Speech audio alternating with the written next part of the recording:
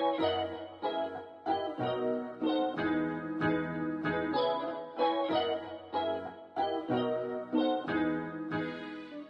everyone, welcome back to Class 101, Bryce Coe here. And today we start Chapter 4 and introduce some of our watercolor media and watercolor brush pens. Okay, so if we take a look at the materials that we have today, we have the Canson XL watercolor paper that we'll be drawing on. And for the first time today, we're going to be using our watercolor brush pens. As I said before, these are some of my favorite tools, and I'm really excited to start with these today. You can tell which one is which because they all have a slightly different characteristic. These first three here have different colored caps, but the same base. So it's going to be a dark blue for the fine, a white for the medium, and a light blue for the broad. The extra fat here, or extra broad, has a fatter handle. It can kind of hold more water, and it's a little bit more round. So that's the way that you'll be able to tell it apart from this medium size, which otherwise looks identical. So just that's kind of what to look out for to tell the difference. We're mostly going to stick with the extra fine today, just because we're not going to be painting anything with a really wide range, so we can mostly set these aside for now. And if you haven't done so yet, now is a good time to fill this guy up. So the way that you do that is by unscrewing the top here and then just running this under some water. Don't fill it up too much. Try to leave a little bit of room in there for like an air bubble. You just want to give it some airflow to move around so it can get into the brush and not overload it. So once you've done that, you can screw it back on and you'll be good to go with this. I also have a Kuretake pen here today just to label. I'm using extra fine, but use whatever you prefer. Doesn't really matter. And then next we have the Kuretake Gamzai Tambi, so our big watercolor set here. The inside of the lid is going to be used today to kind of just do some swatches to see what the colors look like. And here we have kind of a protective cap or lid on top of the colors. That's mostly so that if these get wet when traveling, that it's kind of got a splash guard. So we'll set that aside. And next we have, I have a sheet of scratch paper here. Anytime I'm doing watercolor, I like to have something to kind of do practice strokes on, just so that you can know what the amount of water is in the brush. So always keep something like this handy when you're using watercolors. And lastly, I also like to have a sheet or two of paper towel, just in case you make a mistake. Watercolor can actually have a little bit of an undo button if you dab it with some paper towel right when it's still wet. So also keep one of these handy. And those are the materials. So let's get to the lesson. Okay, so now that we have our paper ready to go and we have our lid nearby, what we're going to basically do is we're going to get some practice with how to control the amount of water in the brush so that we can get the correct amount of value from the watercolor onto the page. So I'm going to open up my pen here, and you can feel to see if it's a little bit wet.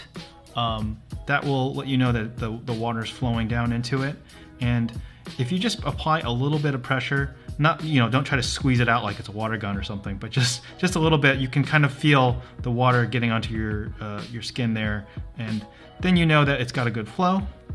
So I'm just going to go one by one here, and each of these has a number.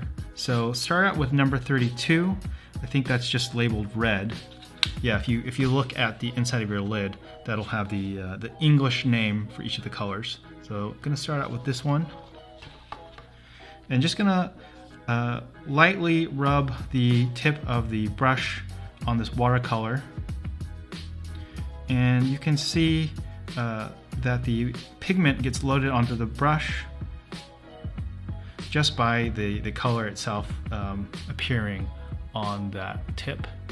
Maybe that's easier to see on white there. So small. So once it looks thoroughly loaded up, honestly, the first thing that I usually do is I take my scratch paper here and I'll just kind of see where it's at. So I'll just draw a really small line to see how much pigment there is, and if it seems correct, then I'll actually proceed to the paper. In this case, we're kind of just experimenting, but I just want to show that that's generally what I'm doing when I am, getting started out and want to know how much pigment is on the brush. So what we're going to do over here is we're just going to draw kind of a gradient of thicker pigment to more watered out pigment.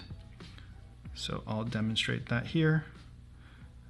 So if I just kind of do a little bit of a block there, then that's kind of like the most intense amount of pigment.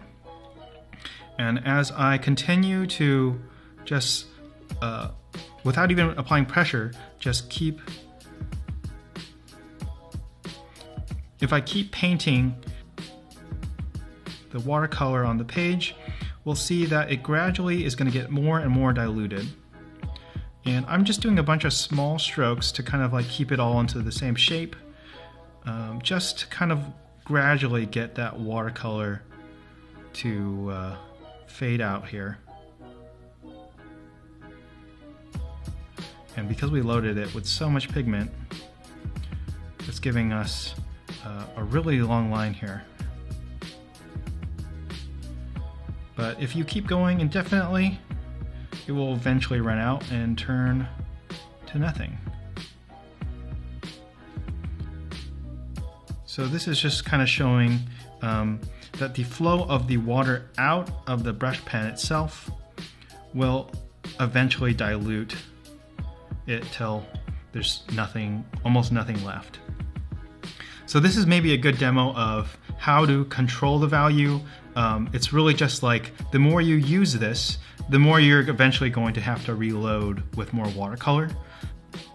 And the way that I paint normally is I kind of just, as I'm painting, have a sense of where it's at in this line and knowing when I need to load up.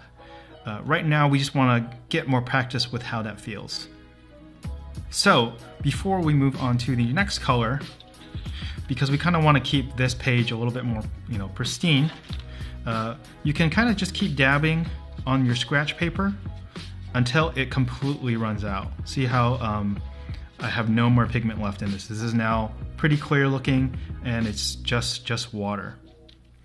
So now let's move on to another color here. So I'm moving on to 34. This one is called the Rose Madder. And I'm just going to load this up again. I will draw a quick line here to see where it's at, and I can tell by that first stroke that because, hopefully I can get you a closer look here, I can tell because it has a little bit of texture here as opposed to kind of just like wet pigment, that my brush is not quite as wet as it was when I did it here. So one way to make it more wet is just to squeeze on this pen a little bit more, and I'm going to do that while I'm picking up pigment, just so that that liquid has somewhere to go. I'll try another time here. So now it's pretty wet. It's actually a little bit diluted because I put maybe too much water in there, but that's okay. It's generally pretty close. So I'll just load up a little bit more pigment here. And now let's draw another line. Eventually, we're gonna label these, so maybe leave, about a finger's length in between each of these. So there is kind of like the more full color. I'm going a little bit faster now because I know that there's a little bit less pigment in this guy.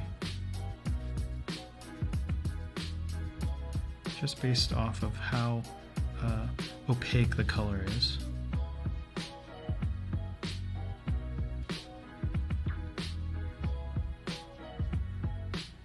And if you want it to kind of run out in the same speed, one of the things you can do is kind of run out some of the pigment over here and then come back to kind of get it to the same level across the other colors. So maybe not as intense of a gradient as I did on the first time. That's because I'm also practicing with you guys. So don't worry about it being perfect. Really, our main goal here is to practice and to get a sense of what the colors are. So let's move on to the next color by running out the pigment on the brush. And now I'm on number 36, which is the Rose Madder Deep. So I just know from experience that this is pretty much the same color, but darker. So I'm gonna just go straight over here. Sometimes you just have a better sense of how much pigment is on the pen. And that's pretty intense, so I'm going to do a couple strokes on my scratch paper here. Get to more of a medium. Run out some of that.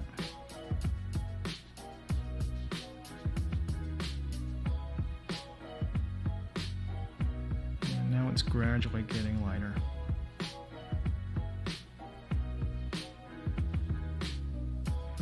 You'll notice that I'm able to make so many different strokes here and not really have them show up, because when the pigment is still wet, it's kind of got a small window of time in which it can be moved around and not have too much of a disconnect from the other color. You can see here and here though on my lines that because I came back at it with a little bit of water, that water kind of spread out the pigment.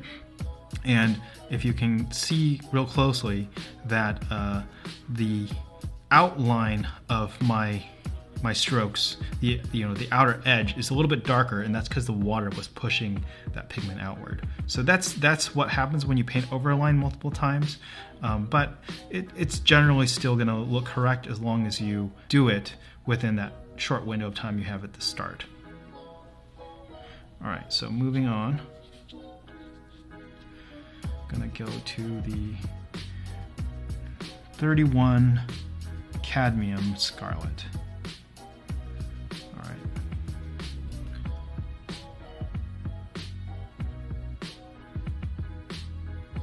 So there is the full color.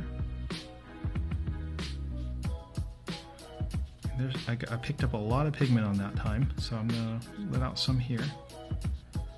And part of the reason that I do this in small strokes as opposed to one long stroke like we did with the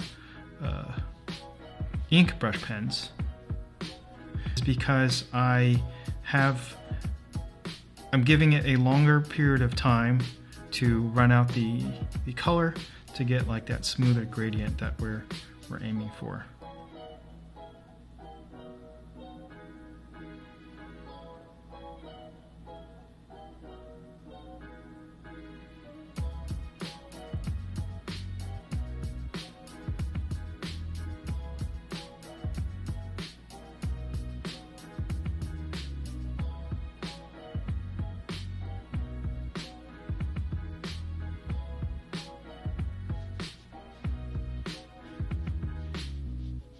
So I can kind of pull away some of the pigment here at the bottom and move it towards the middle just by going back over it.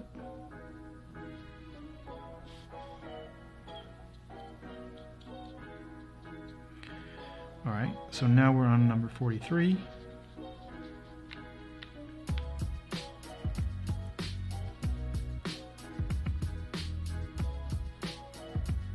And you can see what a big difference it is between colors, what the amount of value is.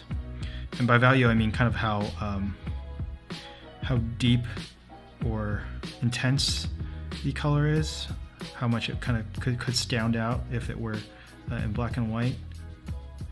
And that's something that will come into play once we get into color theory a little bit more in chapter 5, the next chapter.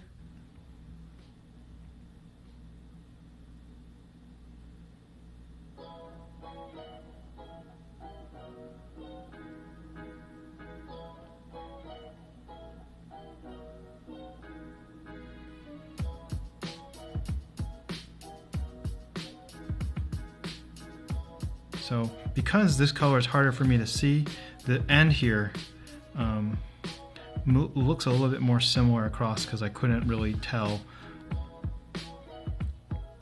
a difference between the middle and the end as much. But maybe we can use this as an opportunity if we want this to look lighter, so we can get a sense of what the lightest version of yellow could be. We can actually dab it while it's still wet and see that it's still just barely there. Maybe I can fill it in a little bit, but that's what a very low amount of yellow will look like. And I'm pitting over it just because when I dabbed over the color, there's pockets of pigment still left on it, so I kind of just want to spread them out. Next, we are on to the lemon yellow here, number 40.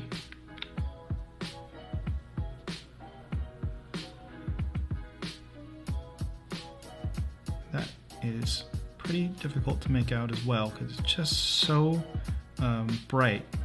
It has a really low amount of value in it because of the color itself. Just one of the attributes of yellow being on that end of the spectrum. And I have it relatively loaded, but you can barely see that. So I'm going to try to pull down a little bit more. And as it dries, it actually will change color a little bit from when you initially paint it. So even though it's kind of really difficult to see, as that sets in, it will become a little bit more apparent to you. Okay, cleaning off my brush here and going to number 44.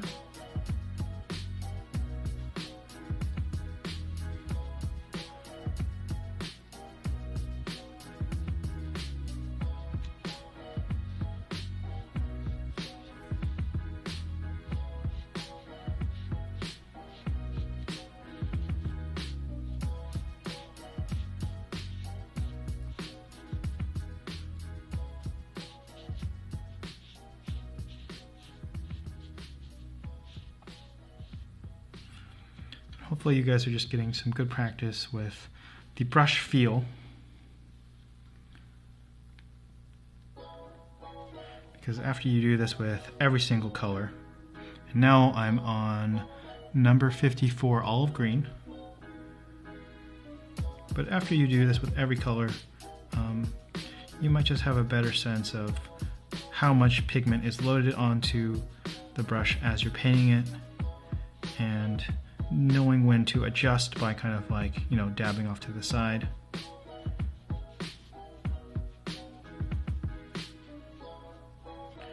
So I want it to be even lighter here, so just letting off some of that pigment.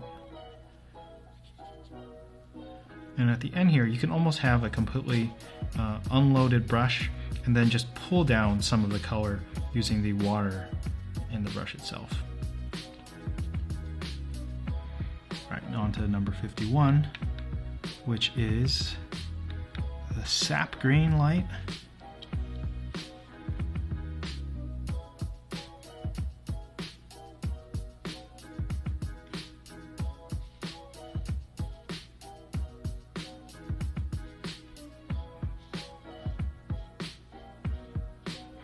And the speed at which you paint these lines is something that you'll also get a little bit experience with here. If you try to go a little bit faster, you can kind of see that it'll have a more even amount of pigment as you paint it. versus when we do it really slow and you kind of have to manually control that flow.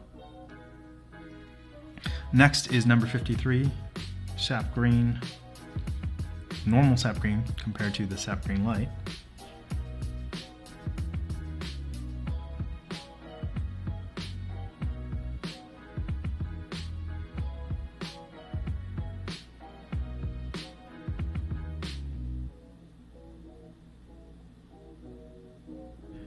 So one thing you might not notice is I'm doing my best not to squeeze the brush too much. Otherwise, you might run into the water overloading and kind of creating a puddle somewhere. So I'm mostly not holding onto the place where the water is. I'm holding onto this front part here where you can kind of see all these circles or kind of where the water flows through.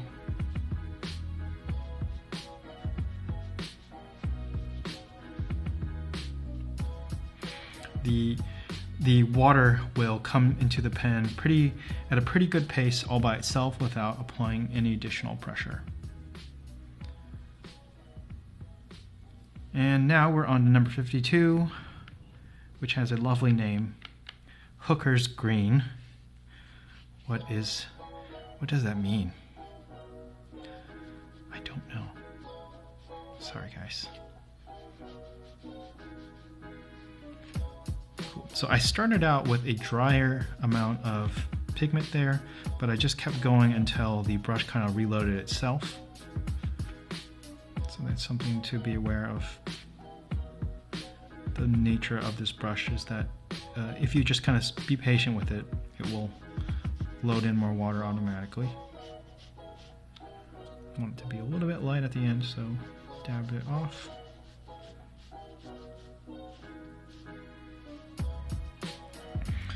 Okay, next is Sap Green Deep.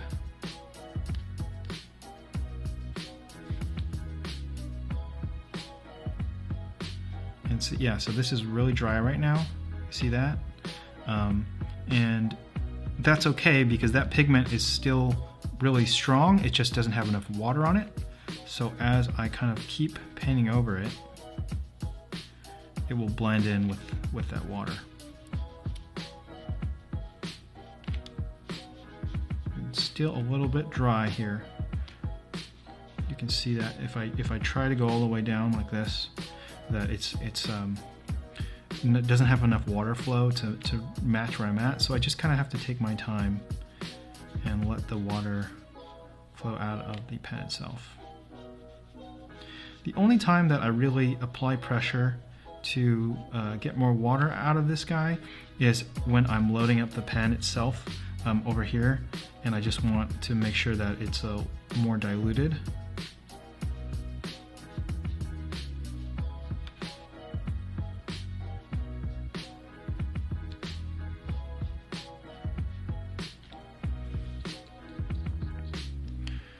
Next we're on Viridian, number 55.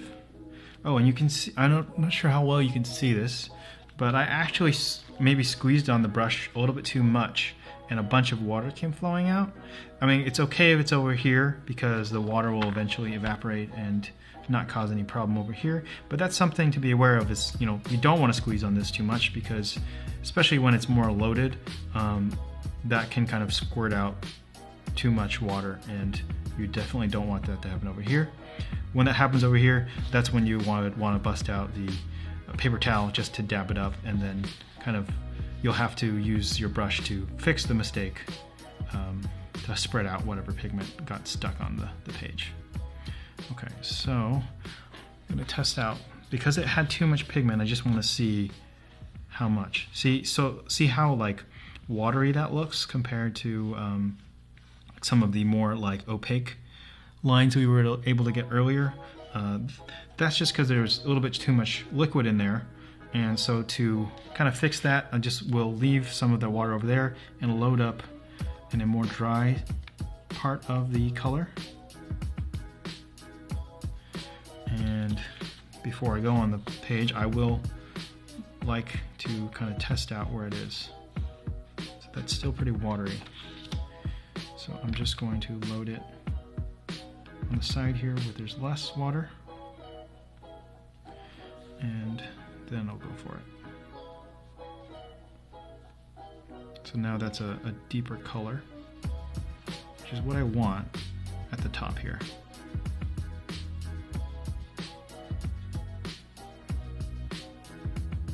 Now that's almost too much pigment. Yeah, that's a lot of pigment now. So I'm having to let out some of it on my scratch paper.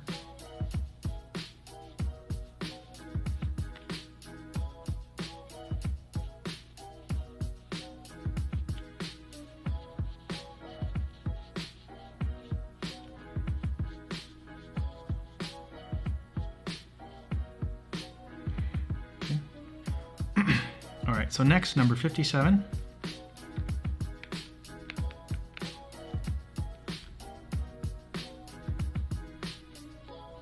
And this is dry once again, so I'm going to be a little bit more patient. I can apply a tiny bit of pressure if I'm less patient.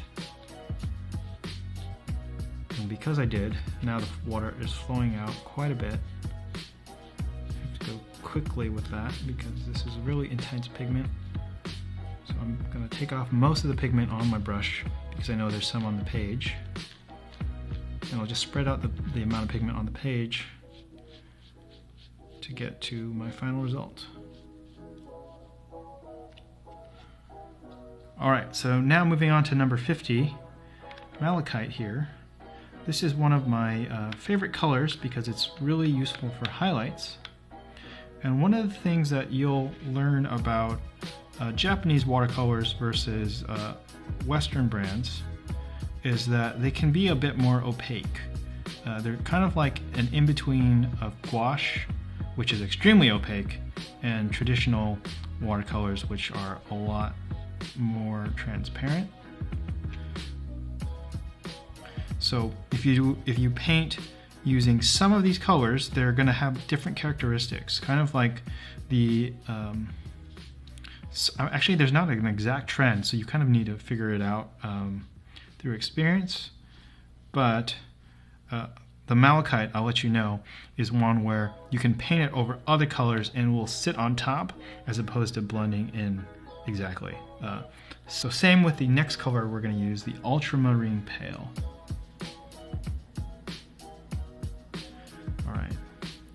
So this guy can also kind of sit on top of other colors and be more opaque.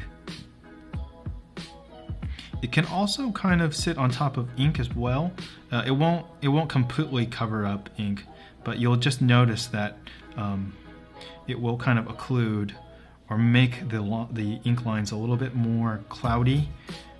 Not to an extreme degree where I ever find it to be a problem, but that's just something to be aware of. Some colors will do that, some colors won't. Some colors will completely seep into the page and not have any of those same characteristics. Okay. Alright, so we got through the first 16 colors here on this first page. We can tell that it's almost completely dry. I think it is completely dry, just like immediately after finishing.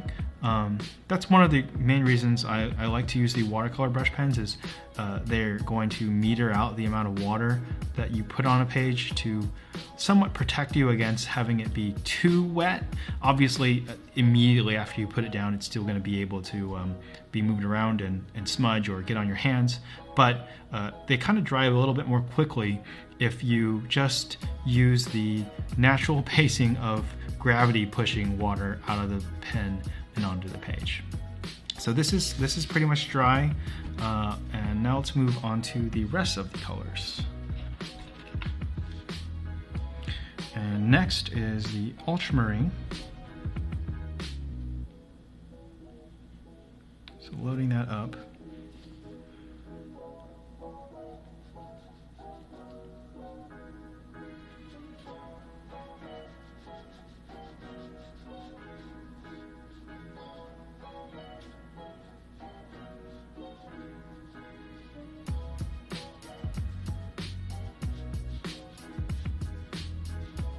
my flow here is a little bit slow just because there's not quite as much water to get a really smooth line the first get-go, but I'm just going to take my time here. And another tip is if you do want the flow to be more intense immediately, do it on the your scratch paper. Just squeeze it a bit. A bunch of water will come out like it did for me just now. And now I have almost no pigment left in here, but that's okay because I'm just going to try to spread the pigment that's on the page. You could see there that it was kind of dry, but because it's still sitting on the top of the page as opposed to have fully seeping in, that I can kind of like almost dig it up and use it on the rest of this line here. But one of the consequences of doing that is I'm not like changing the outline, or I didn't go all the way to the outline of those of the bigger line that I drew, so it's kind of got outlines on the sides of it. I can correct that to some extent by expanding that line and kind of muddying it out by pulling the pigment down, but that is something that you need to be aware of, that you will have to constantly, or that you'll have to deal with once you paint over a line. You can kind of fix it by adding water and moving some of that pigment sitting on the top of the page, but it will look a little bit different than the initial line that you drew. Okay, so next we have number 62, which is turquoise blue.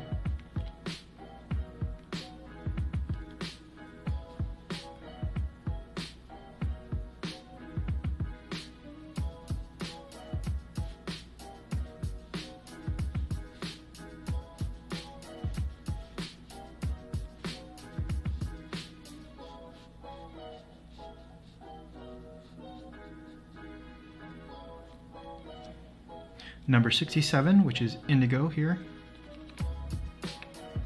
And I do have to say, I find that the darker colors on this end of the spectrum also have a lot more intense of a pigment in terms of compared to some of these lighter colors up here. So loading it up with less pigment will definitely be a bit darker.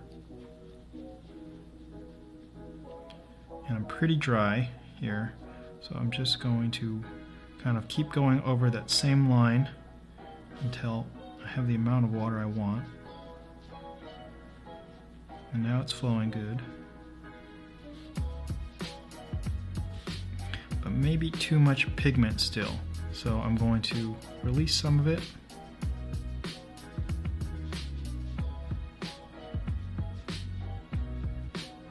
Maybe still too much for that end of it, the end of that line that I want to have.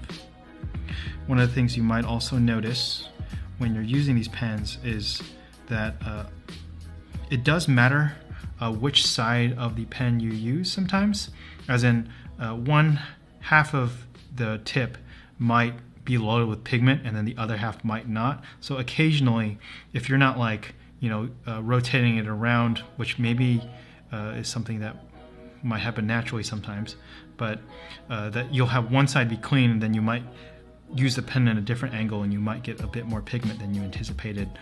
That's something to be aware of.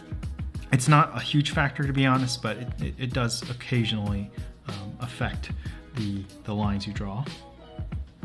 So next we have 139 Cobalt Violet, which is very kind of purpley color, despite the fact that it looks almost like super dark brown over here at first. When you add water to this, you can kind of see some of those purple hues come through.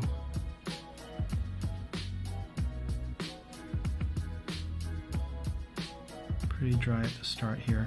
I think I need a little bit more pigment, so I'm squeezing the brush over here. Now I got a lot of water.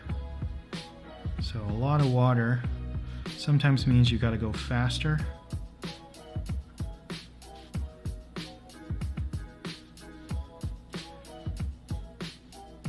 And that's a lot of pigment as well. So I'm going to have to dilute some of this.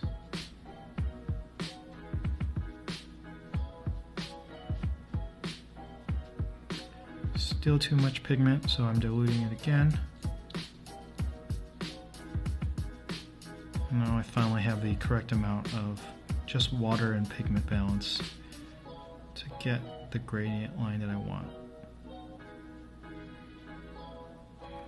Okay, cleaning off my brush again. And now we are at number 46, Burnt Sienna.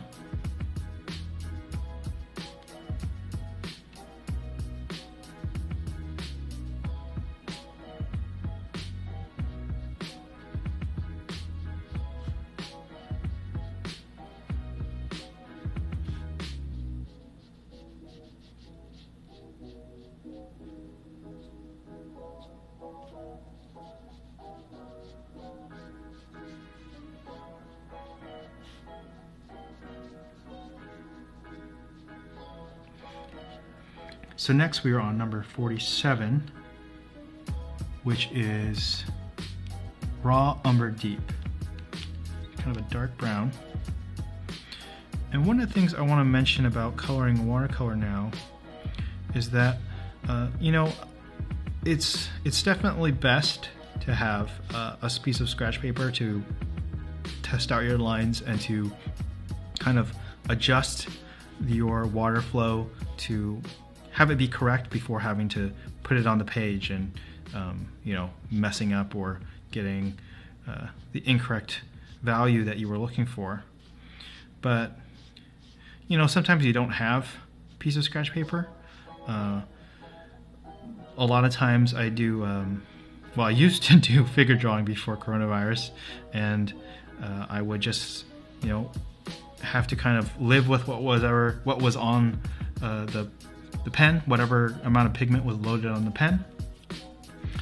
And now we're on number 20, which is black. But to finish, or to continue with what I was saying, what you'll gradually figure out how to do is you'll just know how much pigment is currently in the brush. So like right now, I know that it's pretty loaded. But the more that I use it, I'm kind of just internally keeping track of how opaque or watery the value is.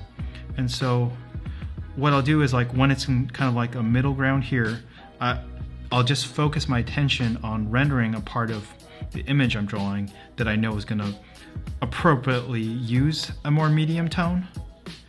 And then as it gets more and more watery, I'll just move away from the areas that could have used a medium tone towards the areas that could use a lighter tone. So being aware of where you're at with the amount of pigment and how much tone it's going to give you will mean that you can know when to switch to different areas on the page to appropriately match what you currently have loaded in the pen. Okay, that's black. The last color on here is white, and white is kind of a special case because it's primarily supposed to be kind of like a little bit of an undo button to kind of white out the pigment on the page. You don't exactly use it to kind of paint white when you're using a white paper, obviously. So what I'm going to do here is I'm going to put a little bit of the number 32 red, and then after that dries, I'm going to show you what happens when we paint white on top of it. So let's just do another line here of red. And I'm going to do kind of a thicker line to make that a little bit more obvious. Maybe about 3 times as wide. And this is maybe just good practice, again, to do the same thing that we were doing, but just you'll see that when it's wider, you kind of have to be a little bit more free-flowing. And the time that you have to kind of move around the pigment before it starts to set in is going to be, kind of shorter than, just because it's a wider area of space.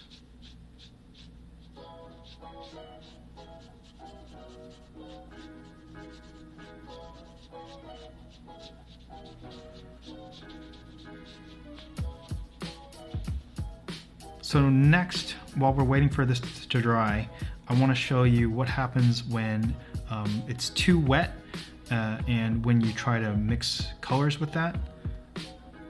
So using the same red here, I'm going to start out over here and kind of just like squeeze on the pen until it's really wet. So see how much liquid I have there?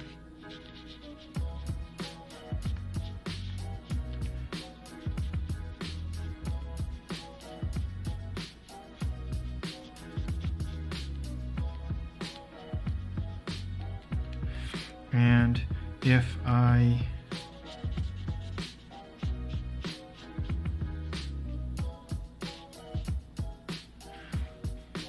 so this is still really wet.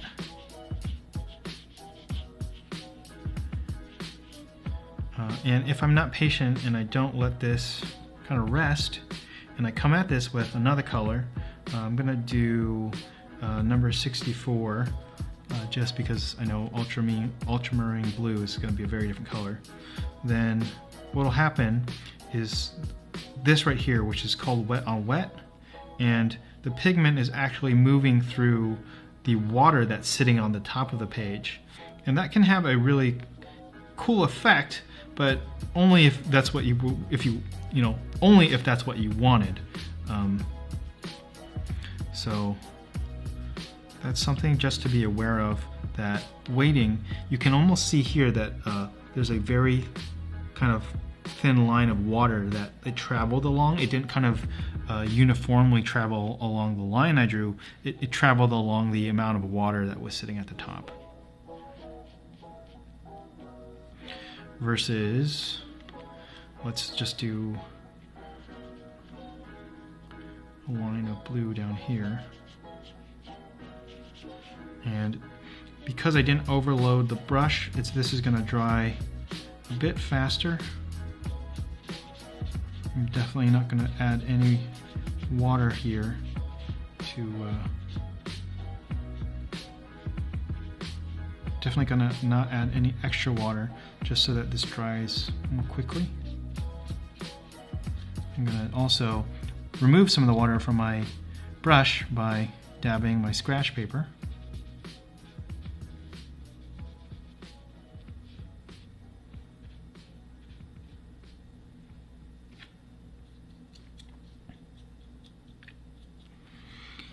And I'm going to let that sit for a minute. And while we do that, we can go back to our first example over here with the red, where we wanted to see what the white would do. So I'm definitely going to clean off my brush just to make sure that I'm not going to kind of mix the issue around with what white looks like. And I'm also going to just test to see, this is pretty dry. So loading up some white here. And the white pigment, if it's super opaque, and it looks like that's still a little bit wet. So the first thing I do after I noticed that was wet was I dabbed off to the side so that I wouldn't mix around white pigment. So that's a good lesson in the fact that because this has not fully dried, that white watercolor is still going to be able to move around and mix around that color. Another reason why that happened though is because when pigment is super thick on top of the page, even after it dries, it's almost like you're pulling pigment from over here, where if it isn't like kind of fully inside the paper, then that pigment is really just sitting on top of this page and can be moved around again. So let's try that over here where this is definitely dry.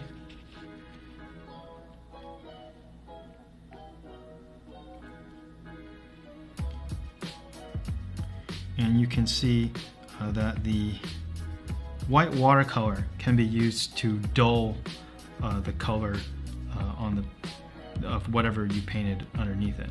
So if I do an example on the edge here, you'll see that it can really tone it down, but compared to the white of the actual paper next to it, it's still very much present. So don't think of this as an undo button per se, but as a way to kind of maybe just lower the intensity of a color.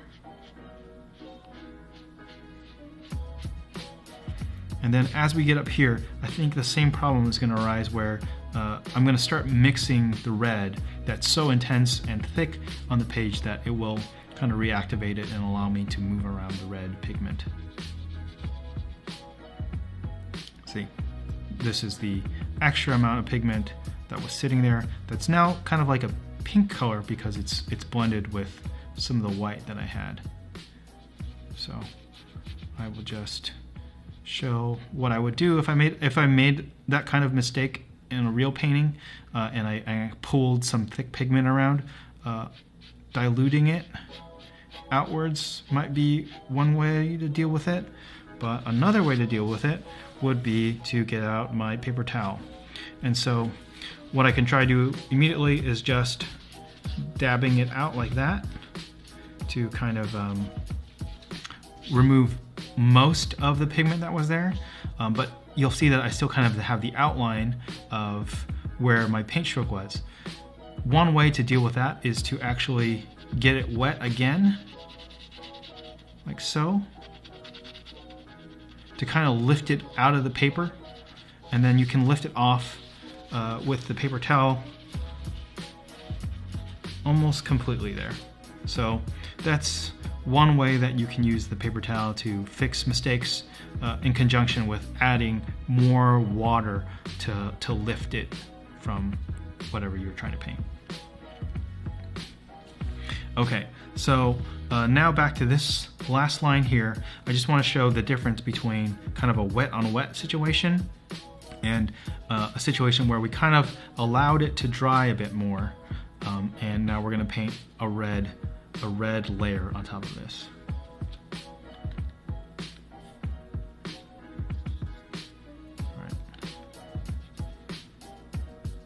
So coming in with this thick pigment, notice that it's not running around or anything, it's just going to sit there as if this were a dry piece of paper.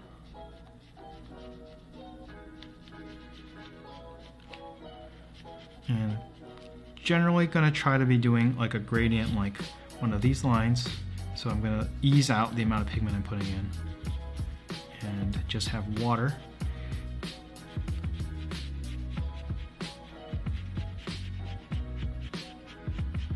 Until there's none left.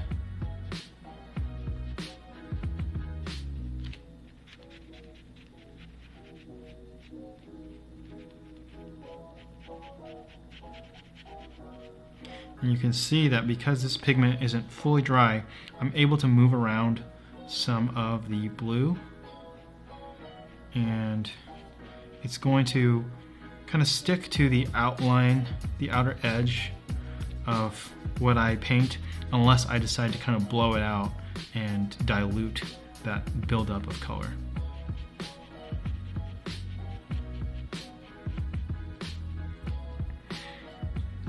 Okay, all right, so that's the lesson for today. Now let's talk about your mission, which is to paint in each of these swatches on the back of your Kuretake lid. This will be helpful to get to see what the colors look like once they've fully dried, just for your future reference. And it'll also be great practice for being able to control the amount of water in the tip of the brush so that you can get a more strong pigment onto the page. Cool, so that's pretty much the lesson for today. To recap, we went over how to control a watercolor brush pen to get a gradient of value, and also just what the colors look like. In the next class, we'll be going over basic shading and how to use value to give stronger forms to our drawings. All right, looking forward to seeing you then. See ya.